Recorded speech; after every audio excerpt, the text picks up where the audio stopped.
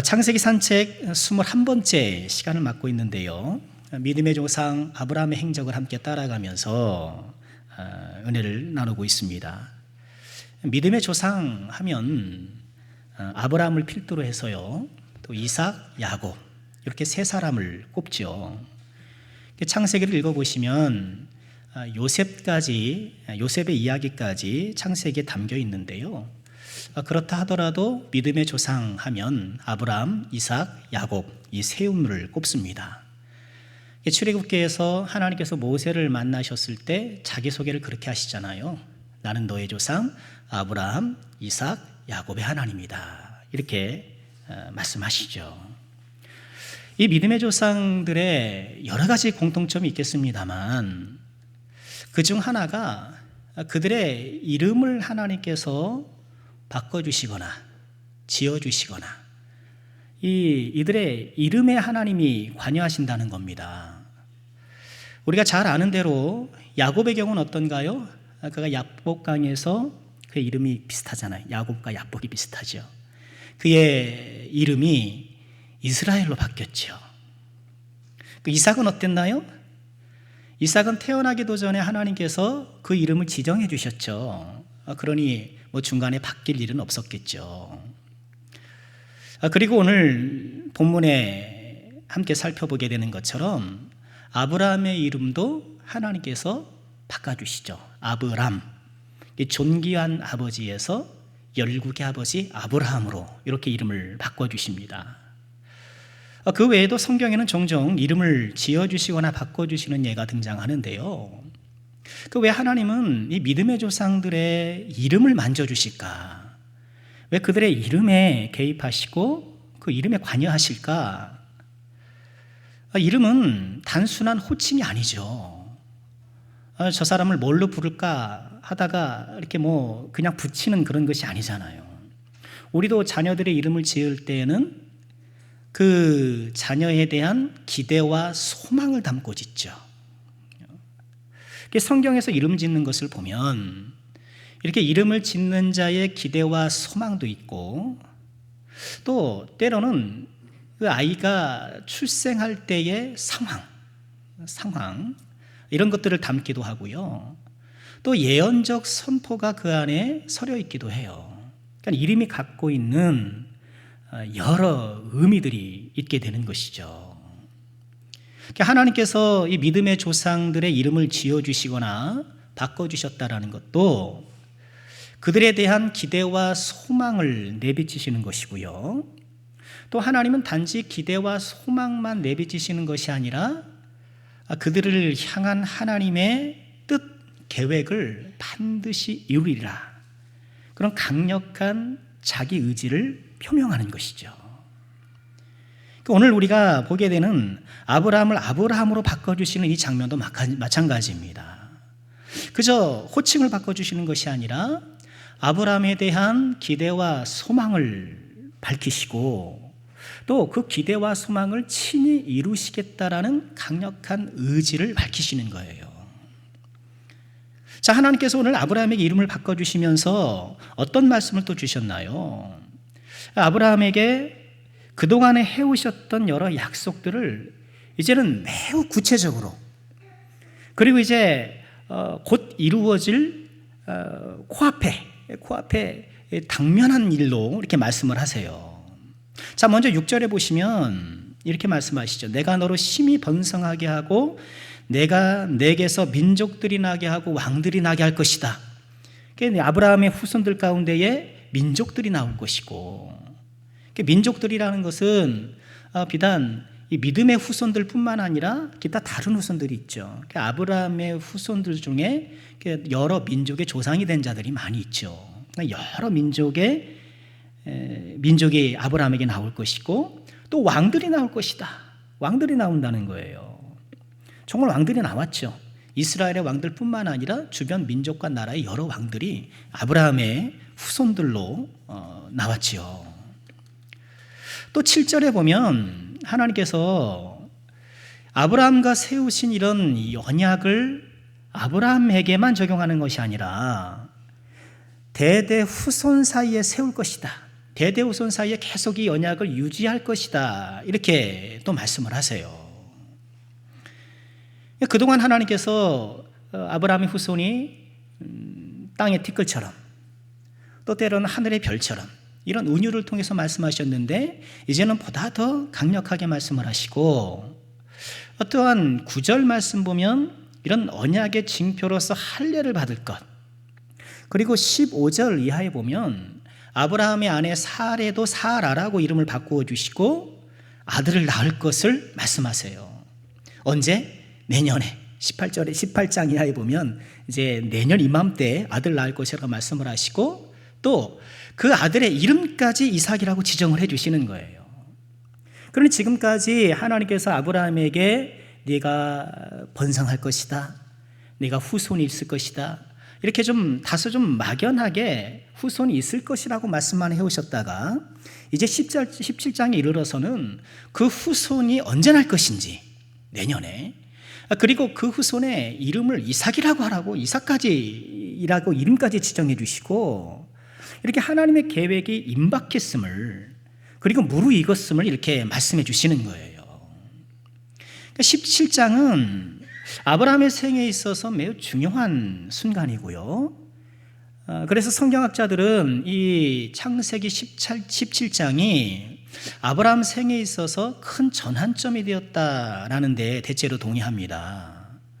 이 17장 이후에 아브라함의 이런 행적을 보면 점점 성숙한 믿음이 되고 성숙을 넘어서 완숙한 단계로 나아가는 것을 보게 돼요. 물론 20장에 가보게 되면 또다시 아내를 누이라고 하는 그런 사건이 나오긴 합니다만, 그러나 이전에 애굽에서 그랬던 것과는 파념이 산이 달라요. 오히려 아브라함의 높은 위상이 거기서 드러나게 되고 하나님께서 아브라함을 꽉 붙들어 주시는 그 은혜를 보게 돼요. 그리고 우리가 잘 아는 대로 이제 모리아 산에서 아들을 이삭을 번제로 바치는 이런 장면까지 나아가거든요. 17장 이후에 아브라함 행적은 성숙한 믿음 그리고 완숙의 단계로 나아가는 이런 훌륭한 모습을 보이는 거예요. 그게 17장이 전환점이 되었다는 것이죠. 이처럼 하나님께서 아브라함에게 찾아오셔서 그의 인생에 전환될 만큼 이름을 바꿔주시고, 그리고 그 이름에 따라 하나님께서 어떤 계획을 갖고 있었는가, 또 그 계획이 곧 시작될 것이라는 것을 알려주시는 것입니다. 그런데요, 오늘 말씀에서 하나님은 아브라함에서 아브라함으로 이름을 바꿔주시고 당신 언약을 반드시 지키리라 말씀하시면서 동시에 아브라함에게 변화된 삶을 요구하세요. 내가 너를 위해서 이런 계획이 있어. 그리고 그것을 곧 이룰 거야 라고 말씀하실 뿐만 아니라 그러니 너도 이에 걸맞는 삶을 보여줬으면 좋겠다, 이렇게 말씀을 하시는 거예요. 아브라함이라는 이름에 걸맞는 복을 주심과 동시에 아브라함이라는 이름에 걸맞는 삶을 살라고 요구하시는 거예요. 자, 그러면 아브라함이라는 이름에 걸맞는 삶이란 무엇일까? 하나님께서 아브라함에게 이처럼 그 축복 보따리를 들고 오셔서 풀어주시고 그에게 요구하시는 아브라함의 삶은 무엇일까? 그 답이 1절에 있다라고 묵상이 되어집니다. 우리 1절 보실까요? 아브라함이 99세 때에 여호와께서 아브라함에게 나타나 이르시되 나는 전능한 하나님이라 너는 내 앞에서 행하여 완전하라. 지금 하나님이 아브라함에게 찾아오셔서 두 가지 말씀을 하셔요. 나는 전능한 하나님이다. 내 앞에서 행하여 완전하라. 즉 하나님 앞에 완전한 삶을 살 것을 요구하시고 또 하나님을 전능한 하나님으로 알고 바라볼 것을 요청하시는 거예요. 지금 아브라함이라는 새 이름을 받은 이 아브라함이 앞으로 살아가야 할 것, 아브라함이 추구해야 될 삶의 방향이 바로 이것이라는 거예요. 너는 내 앞에서 완전하라. 내가 전능한 하나님이라는 것을 잊지 말라. 자, 아브라함으로 살라고 말씀하시면서 우리 뒤에 말씀 먼저 보죠. 너는 내 앞에서 완전하라고 하는 말씀은 무엇일까요? 하나님은 아브라함에게 내 앞에서 행하여 완전하라고 말씀하시는데요, 우선 이 완전이라는 단어가 이 창세기 6장에서도 등장하는 것을 우리가 좀 생각해 볼 필요가 있습니다. 그때 노아를 칭찬하셨던 그 말씀이에요. 노아를 칭찬하시면서 노아는 의인이요 당대의 완전한 자다 이렇게 말씀을 하셨죠. 그러니 노아를 칭찬했던 그 완전한 모습, 하나님께서 기억하셨던 그 모습을 누구에게 보기를 원하시는 거예요? 이제는 아브라함에 보기를 원하시는 거예요. 또 이 완전이라는 단어의 용례를 찾아보면 특히 제사에 사용되는 제물의 상태를 말할 때 하나님 앞에 드리는 제물은 뭐가 없어야 되죠? 흠이 없어야 되잖아요. 레위기 1장 10절 말씀 등에서 보이는 것처럼 흠 없는 이라는 뜻으로 또 이 완전히 사용돼요. 하나님께서 아브라함에게 기대하는 삶은 어떤 삶이에요? 노아가 그랬던 것처럼 하나님과 함께하고 또 당대의 많은 사람들과는 구분되는 의로운 사람. 또 이 아브라함에게 어떤 삶을 기대하세요? 하나님 앞에 드려지는 제물처럼 흠없는 삶. 그런데요, 우리는 이 내 앞에서 행하여 완전하라는 이 하나님의 요구가, 하나님 말씀이 지난 주일에 살펴보았던 앞서 16장 뭐였죠? 이스마엘 사건이죠. 한마디로 이스마엘 사건. 이 이스마엘 사건과 매우 밀접한 연관이 있는, 그것을 염두에 둔 말씀이라는 것을 기억할 필요가 있어요. 자, 오늘 1절 말씀 어떻게 시작하죠? 아브라함이 99세 때에 하면서 지금 하나님께서 찾아오신 이때의 아브라함 나이가 몇 살인지를 먼저 이야기하고 시작해요. 그런데 앞선 16장 16절은 어떻게 마무리가 되고 있나요? 하갈이 아브라함에게 이스마엘을 낳았을 때에 아브라함이 86세였더라. 그땐 86세였던 거예요. 그러니 16장과 17장 사이에는 몇 년의 공백이 있는 것이죠? 13년의 공백이 있는 거예요. 이 13년 동안 하나님과 아브라함 사이에 있었던 어떤 일도 기록되어 있지 않은 셈인 거예요. 우리는 이 13년의 공백을 어떻게 이해해야 될까요? 그래서 어떤 분들은 이 13년의 기록이 없다고 해서 하나님과 아브라함 사이에 아무 일도 없었던 것, 단절되었다라고 보기는 어렵다, 이렇게 주장하는 분들도 계세요. 그러니까 성경이 하나님과 아브라함 사이에 일어났던 모든 일을 기록한 것은 아니잖아요. 그렇죠? 모든 일들을 낱낱이 기록한 것은 아니죠. 그러니까 우리에게 필요한 것만 선택해서 이렇게 성경에 담아주셨기 때문에 이렇게 13년의 공백이 있다 하더라도 하나님과 아브라함 사이가 단절된 것은 아닐 것이다, 이렇게 말씀하는 분들이 계시는데요. 그러나 저는 그렇게 보지 않습니다. 성경이 이스마엘을 낳았을 때 아브라함의 나이를 이야기하고 곧이어서 지금 오늘 본문 하나님을 다시 만나게 된 이 시점에 나이를 연이어서 전한 데에는 결코 우연이 아닐 거예요. 이것은요, 아브라함의 나이를 통해서 16장, 17장 이 두 이야기 사이에 시간 간격을 보라는 거예요. 이 시간 간격을 보라는 거예요.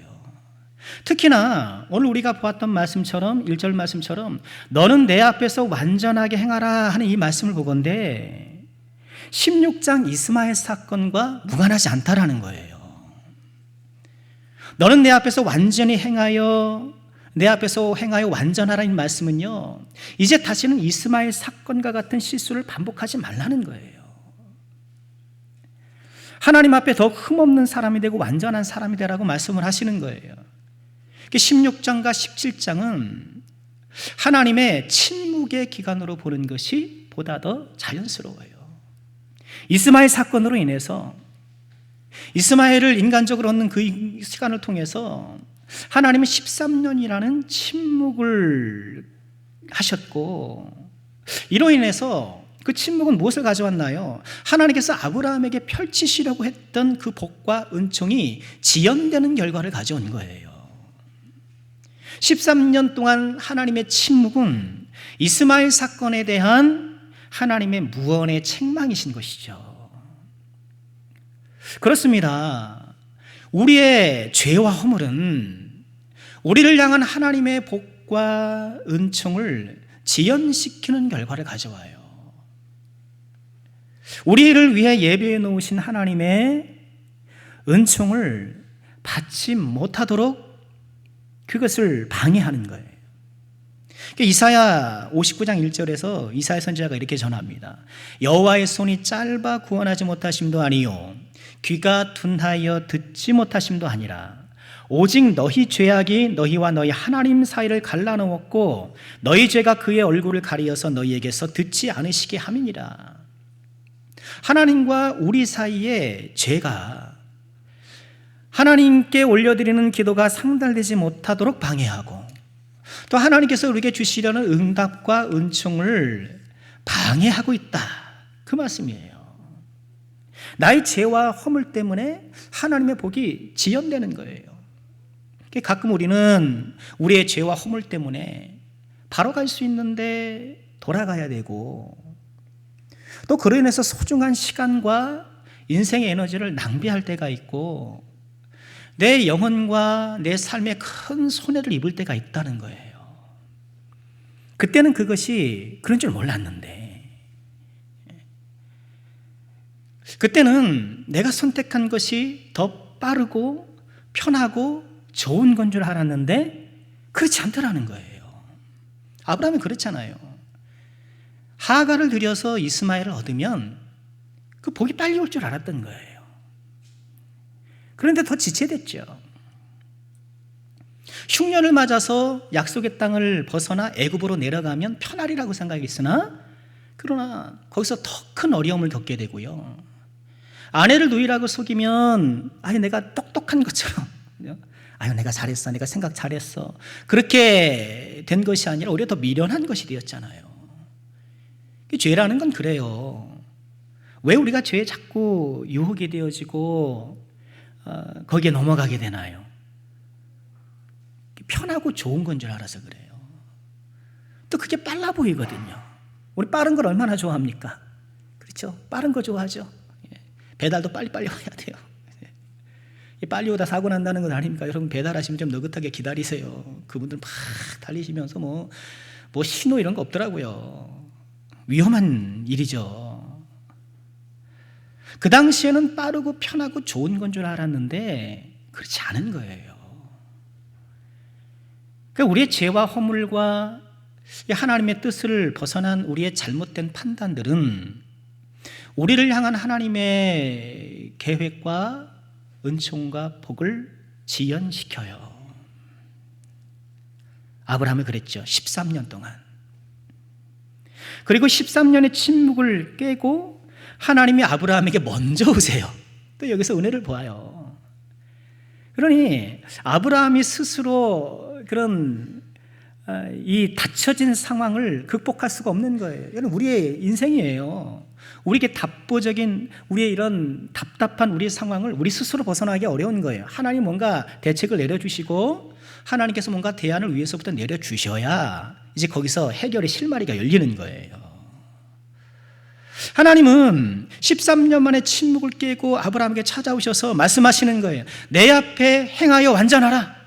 이제 좀 완전해라. 이스마엘 사건에서처럼 하나님의 약속을 불신하고 인간적인 방법으로 그것을 취하려는 그런 성급하고 무모한 시도를 이제는 하지 말아라. 나를 좀 끝까지 좀 신뢰해라.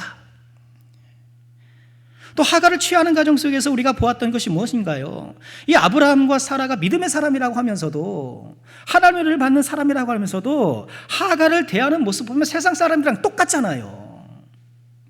그저 종으로 여길 뿐이고 그저 자신들의 문제를 해결하는 도구로 여길 뿐인 거예요. 그러지 말라는 거예요. 노아가 어땠나요? 당대의 완전한 자라. 이 당대가 중요한 거예요. 완전한 것도 중요하지만 노아는 당대에. 왜? 다른 사람들이 다 악을 행했잖아요. 세상 사람들이 다 그러고 살았잖아요. 아니 다른 사람 다 그러고 사는데 뭐 사람들 다 그렇게 사는데 뭐 하면서 충분히 그렇게 자기를 합리화할 수 있었음에도 불구하고 당대에 완전한 자로 산 거예요. 아브라함에게 노아 같은 그런 완전함을 요구하시는 거예요. 하나님을 믿으면서도 실생활에서는 하나님과 관계없는 사람처럼 세상 사람과 다를 바 없었던 그런 삶을 이제는 청산하라는 거죠. 너에게 변화된 그 이름에 답게 열국의 아버지라는 그 아브라함이라는 그 이름에 합당한 삶을 살라는 것, 하나님 앞에 완전한 자가 되라라고 말씀하고 있는 것입니다. 그렇습니다. 이제 아브라함이 아니라 아브라함으로 이 변화된 이름으로 살아간다는 것은 하나님 앞에 완전한 자로 살아가는 것. 여러분, 우리에게 이런 소원이 있기를 주의 이름으로 축원합니다. 우리가 문자 그대로 완전할 수 없다는 건 다 알잖아요. 목사님 저의 말씀 들으면서 이거 목사님 이거 어떻게 완전할 수 있습니까? 그렇게 회의적인 말씀을 하실 수도 있겠으나 중요한 것은 내 안에 그런 간절한 소원이 있느냐는 거예요. 정말 하나님 앞에 완전한 자가 되고 하나님께서 정말 칭찬하시고 하나님께서 인정하신 그런 사람이 되고 싶은 마음. 하나님은 아브라함에게 13년 만에 찾아오셔서 내 앞에서 완전할 것을 요구하시고 지금 너의 이름을 변화시켜 주니 그 변화된 이름이 합당한 삶을 살라고 요구하시는 거예요. 그럼 우리는 어떻게 하면 이 아브라함이라는 새로운 이름에, 새로운 정체성에 부합하는 그런 삶을 살 수 있을까? 오늘 이어지는 말씀을 보면 그것은요, 나의 정체성을 분명히 하는 거예요. 내가 누구인가를 분명히 하는 것. 이름을 바꿔주신다는 건 그거잖아요. 새로운 정체성을 부여해 주시는 거예요. 너 열국의 아버지야. 너는 많은 민족들의 조상이 될 거야. 수많은 왕들의 아버지가 될 거야. 그러니까 하나님께서는 이 정체성을 잊지 않도록 한 가지 방편을 제시하세요. 오늘 우리가 읽은 본문 아닙니다만 이어지는 9절 이하에 보면 할례를 받도록 하세요. 이제 할례가 등장하는 거예요. 어떻게 말씀하시나요? 10절 보실까요? 너희 중 남자는 다 할례를 받아라. 이것이 나와 너희 후손 사이에 지킬 내 언약이니라. 너희는 포피를 베어라. 이것이 나와 너희 사이의 언약의 표징이니라. 아브라함과 이 아브라함의 가족들에게 언약의 표징으로서, 즉 우리가 하나님과의 언약을 맺고 있는 언약 대상자라는 것을 인정하기 위해서, 또 그것을 드러내기 위해서 할례를 몸에 새기는 거예요. 할례라는 것은 내 몸에 새기는 하나님과 언약 대상자라는 것을 내 몸에 새기는 거잖아요. 내 몸을 볼 때마다 나의 정체성을 확인하는 거예요. 내 몸을 볼 때마다 내가 어떤 존재인지를 확인하게 되는 거예요. 아브라함으로 살아간다는 것은, 하나님이 약속하신 언약을 이루어 살아가는 것은요, 내가 누구인가를 분명히 하고 살아가는 거예요. 여러분 누구십니까? 여러분 누구십니까? 우리는 누구입니까? 성경은 우리가 예수님 안에서 부여받은 수많은 정체성들로 가득해 있어요. 하나님의 통치를 받는 백성이요, 그리스도를 닮아가고 따라가 배우는 제자요, 하나님 나라를 상속받을 자녀요, 장차 주와 함께 온 세상을 다스릴 왕이요, 제사장이요. 우리의 정체성에 대한 이야기로 가득 차 있어요. 이 정체성을 좀 종합해 보면 아마도 고린도전서 6장 19절이 아닐까 싶어요. 우리가 어떤 존재인가? 같이 한번 읽어볼까요? 함께 합니다. 너희 몸은 너희가 하나님께로부터 받은 바 너희 가운데 계신 성령의 전인 줄을 알지 못하느냐? 너희는 너희 자신의 것이 아니라 값으로 산 것이 되었으니 그런즉 너희 몸으로 하나님께 영광을 돌리라. 우리가 어떤 자라고요? 하나님께서 값을 지불하고 사신 분, 사신 사람들. 어떤 값입니까? 독생자 예수 그리스도를 내어주시고 우리를 사신 거예요. 이것이 우리의 정체성이에요. 수많은 성경에 많은 우리 정체성에 대한 말씀이 있지만 그 모든 것을 종합해 보면 예수 그리스도의 십자가 값으로 사신 존재들, 저 여러분이 그런 사람들이라는 거예요. 그러니까 우리는 우리에게 주어진 이 정체성을 정말 우리 마음과 영혼에 깊이 새겨야 돼요. 지금 아브라함에게 할례를 통해서 그 몸에 하나님의 언약 대상자라는 것 새기라고 하신 것처럼 우리는 할례를, 이 육신의 할례가 우리에게는 필요 없죠. 우리에게 무슨 할례가 필요합니까? 마음의 할례가 필요한 거예요. 마음의 할례를 통하여서 특별히 내가 십자가 은총의 백성이라는 것, 하나님의 십자가, 예수 그리스도의 십자가로 말미암아 내가 하나님의 자녀가 되었다라는 이 정체성을 우리는 잊지 말아야 되는 거예요. 예수님이 나를 위해 십자가에 돌아가셨는데 내가 이렇게 말하면 안 되지. 예수님이 나를 위해 십자가에서 돌아가셨는데 내가 저런 소리에 귀를 기울이면 안 되지. 예수님이 나를 위해 죽으셨는데 내가 이러면 안 되지. 예수님의 십자가를 우리 마음의 할례로 삼아 심령에 깊이 새겨넣는 것. 우리가 이걸 잊고 살 때가 얼마나 많습니까? 예수님의 십자가는 그저 언제요? 부활절 즈음에 한번 생각해보고 한번 마음 한번 찡 해보는 거로 끝나고, 아니죠. 우리는 예수님의 십자가, 예수님의 그 보혈로 구원받은 하나님의 자녀예요. 우리는 값을 지불하고 사신 하나님의 백성이에요. 이 고귀한 정체성을 우리는 잊지 말아야 하고요. 이런 정체성이 우리 앞에, 우리 마음 가운데에 분명하게 새겨질 때 우리가 더 하나님 앞에 완전한 자로 살아갈 힘을 얻게 되는 것이죠. 말씀드린 대로 우리가 문자 그대로 완전할 수는 없죠. 그런 사람 세상에 어디 있겠습니까? 그러나 우리 안에 그런 소원이 있어야 되지 않을까? 신앙생활 하다 보면 그렇잖아요. 내가 넘어질 때가 있고, 뭐 해본다고 하지만 이렇게 좀 실패하고, 좀 예배 좀 잘 드려보이지 하다가도 좀 몇 점 못 가고, 말씀 좀 읽어봐야지 하다가도 뭐 좀 용두삼이 되고 막 그럴 때가 있는 거잖아요. 그럴 때 어떻습니까? 뭐 다 그러는데 뭐 그냥 비슷하게 하지 뭐, 비슷하게. 적당하게. 그럴 것이 아니라, 세상에 흠없는 사람이 어딨어. 교회 다녀도 다 그렇지. 다 용서받고 다 그 은혜로 되는 거지. 이렇게 은혜에 기대어서 나의 거룩한 노력을 외면할 것이 아니라 정말 하나님 앞에 흠없는 사람, 이제는 정말 하나님께서 기뻐하시는 그런 사람이 되고 싶은 마음이 좀 간절해야 되지 않을까요? 나 정말 이제부터는 하나님이 기뻐하시는 그런 사람이 되고 싶어. 이제는 정말 하나님께서 인정하시는 그런 사람이 되고 싶어. 이런 거룩한 열망과 소원들이 우리 안에 다시 한번 새롭게 일어나기를 주님의 이름으로 축원합니다. 아브라함으로 살아간다는 것, 새로운 이름을 부여받고 살아간다는 것은 하나님 앞에 완전한 자가 되기를 소원하고, 그 소원을 발판 삼아 하나님께 더욱 정결한 삶을 살기를 힘쓰는 것, 우리가 꼭 기억해야겠습니다. 아브라함으로 살아가는 두 번째는요, 무슨 말씀 주셨나요? 전능하신 하나님을 바라보는 거예요. 하나님께서 아브라함에게 지금 13년 만에 찾아오셨어요. 그러면서 자기를 얘기하셔요.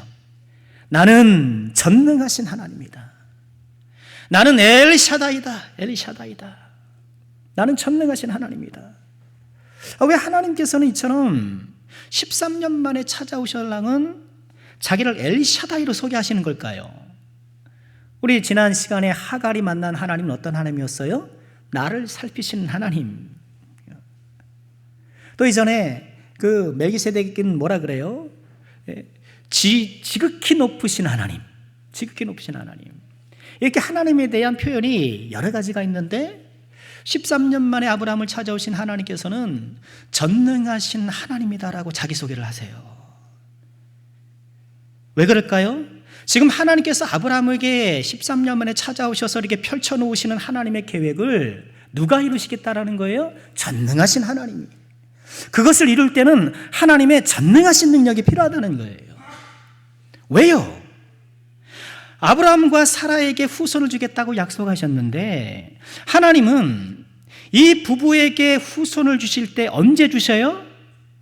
이 부부가 스스로 출산할 능력이 없을 때 주시는 거예요. 이게 하나님의 계획이었던 거예요. 이게 숨겨져 있던 하나님의 계획이었던 거예요. 그동안 후손을 주시겠다고 그렇게 말씀을 하시면서도 뭐 하늘의 별이네, 땅의 티끌이네, 그런 비유를 들으시면서 이렇게 말씀하셨음에도 불구하고 아들 한 명 없었던 이유는 아직 아브라함과 사라의 생산 능력이 없어지는, 사라지는 그 하나님의 때가 이르지 않았기 때문이었던 거예요. 하나님은 그러기를 원하시는 거예요. 아브라함과 사라에게 후손을 주시되 언제요? 이들의 출산 능력이 끝난 후, 그들의 스스로 출산 없을 그때에 하나님께서 아브라함에게 또 사라에게 지금 찾아오시잖아요. 그래서 아들을 주시겠다고 말씀하지만 아브라함과 사라가 둘 다 회의적으로 반응 보여요. 창세기 17장 17절에 보면 아브라함이 그러죠. 그 말씀을 듣고 엎드려 웃어요. 웃어요. 속으로 웃었겠죠. 마음속으로 100세 된 사람이 어찌 자식을 낳을까? 사라는 99세니 어찌 출산하리요? 하나님한테 말씀드렸던, 하나님 이스마엘이나 주 앞에 살았으면 좋겠습니다. 그래요. 왜요? 본인의 그런 생산 능력이 사라진 것을 알고 있기 때문에. 사라도 마찬가지예요. 이어지는 18장에 보면 하나님께서 다시 찾아오셔서 내년에 너 아들 낳을 거야, 이렇게 내년이라고 딱 시간을 지정해 주시는데 사라 역시 믿질 않아요. 11절에 보면 아브라함과 사라는 나이가 많아 늙었고 사라에게는 여성의 생리가 끊어졌다. 사라가 속으로 웃고 이르되, 웃어요. 아브라함도 웃고 사라도 웃어요. 내가 노쇠하였고 내 주인도 늙었으니 내게 무슨 즐거움이 있으리요. 성경은 아브라함과 사라의 이런 입을 통해서 거듭해서 그들의 출산 능력이 없다라는 것을 계속 말씀하고 계시는데, 그런데 어떻게 해요? 하나님은 인간의 생물학적 능력을 초월하셔서 전능하신 그 능력으로 아브라함과 사라가 아이를 낳을 수 없는 그때의 아들을 주시겠다는 거예요. 그래서 내가 전능하신 하나님이라고 지금 나오신 거예요. 왜 그렇습니까? 아브라함과 사라에게 주신 이 아들이 순전히 100% 누구도 의심할 수 없는 하나님의 약속의 산물이라는 것을 분명히 하시기 위해서예요. 아브라함과 사라가 여전히 건강하고 젊고 그랬다면 어떻습니까? 하나님께서 약속으로 주셨다라고 하더라도 이게 내가 젊으니까, 내가 아직 건강하니까 그렇게 생각하지 않겠습니까? 또 이 이삭이 약속의 자녀라고 다른 사람들에게 말해도 그게 안 먹힐 거예요. 그죠? 야, 남들 다 낳는데 무슨 남들 다 낳는 아들은 너도 낳아놓고 무슨 약속의 자손이냐 그러냐? 네 아들 그렇게 띄우는 거 아니야. 핀잔 줬을지도 몰라요. 하나님께서는 아브라함과 사라가 인간의 생식적인 능력이 다 사라진 그때에 나타나셔서 하나님의 약속이 이루어질 것을 보여주시기 위하여서 전능하신 하나님으로 나타나시는 거예요. 이건 하나님의 역사를 이루는 방법 가운데 하나예요. 아브라함과 사라가 젊고 건강할 때가 아니라 늙고 쇠약할 때 찾아오셔서 전능하심 보여주시는 거예요. 모세도 보세요. 혈기왕성했던 그때에 애굽의 왕자라는 그런 또 유리한 신분을 가지고 있을 때가 아니라 애굽에서 도망 나와서 80세에 겨우 장인의 양떼나 치고 있는 그런 촌보로 늙어가고 있을 때 하나님께서 찾아오시는 것이죠. 왜요? 하나님의 능력을 보여주시기 위하여서. 하나님께서는 우리의 삶의 역사하실 때에 우리의 자원을 사용하실 때가 있어요. 우리의 지식을 사용하시고 우리의 경험을 사용하시고 나의 달란트를 사용하시고 우리에게 주신 이 달란트를 사용하실 때가 있단 말이죠. 그러나 때로 하나님께서는 우리가 갖고 있는 자원이 전혀 소용되지 않는 그런 상황에 처하게 하셔서 전적으로 하나님만 바라보게 하실 때가 있다는 거예요. 때때로 우리가 인생 코너에 몰리고 내가 가진 능력으로 도무지 헤어날 수 없는, 그래서 하나님만 바라보게 되고 전적으로 하나님만 의지할 수밖에 없는 그런 상황으로 우리를 내모셔서 하나님을 만나게 하시고, 때로는 내 지혜와 지식과 경험과 내 인맥과 내가 가진 모든 자원이 통하지 않는 거예요. 도무지 이 상황을 헤쳐나갈 수 없는 거예요. 그러나 그때 우리에게 어떤 하나님이 계셔요? 전능하신 하나님.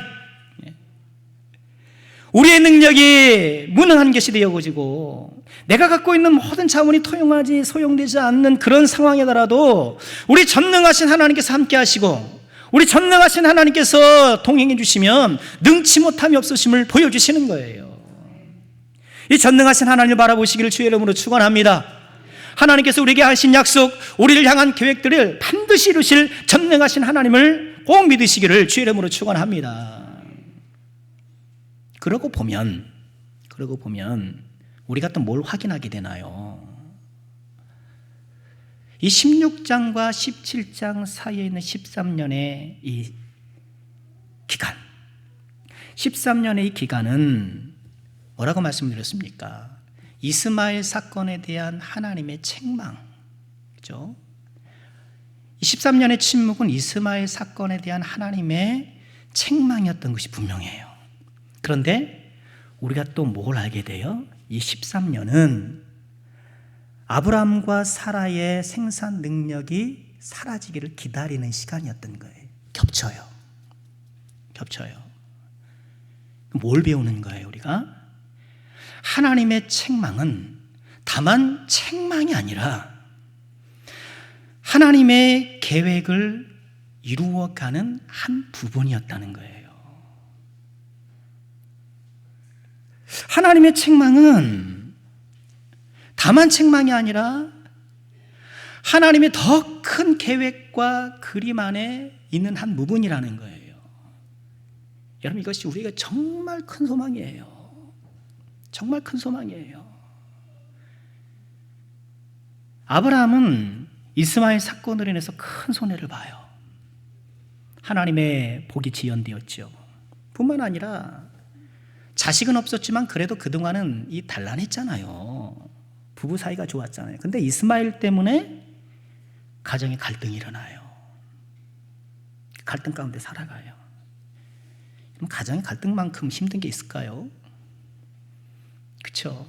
내가 비록 화려한 상다리 휘어지는 내가 밥상을 늘 먹진 못한다 할지라도 오손도손 도란도란 이 가정의 행복이지. 육선이 가득해도 서로 갈등하고 대립하고 불편한 마음이 있으면 그게 무슨 행복이겠어요. 아브라함에게 23년은 하나님의 약속이 잊혀져가는 시간이었어요.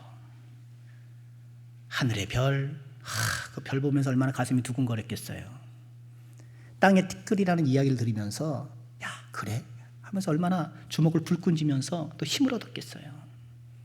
근데 다 옛 이야기가 된 거예요. 본인과 특히 아내 사라의 생산 능력이 사라졌다라는 것을 완전 깨달았을 것 아닙니까? 방황하는 거죠. 어떻게 해요? 이스마엘 하나 붙잡고 위로 받는 거죠. 이제 약속의 자녀도 아닌, 하나님의 복과 은혜도 아닌, 하나님이 주신 것이 아닌 다른 것 붙잡고 거기서 위안 삼아 살아가는 거예요. 방황이죠. 하나님의 약속이 사라지고 하나님의 은혜가 사라지니까 엉뚱한 거 붙잡고 그냥 그거 가지고 있는 내 인생 만족하며 살아가는 거예요. 재물 붙잡고 취미 붙잡고 하나님 말씀이 없으니 자식 잘 되는 거 그거 보고서 하나님의 은혜 없이 세상 것 붙잡고 거기에 위안받으면서 그저 13년을 살아온 거예요. 방황하는 거죠. 그런데 감사한 게 뭐예요?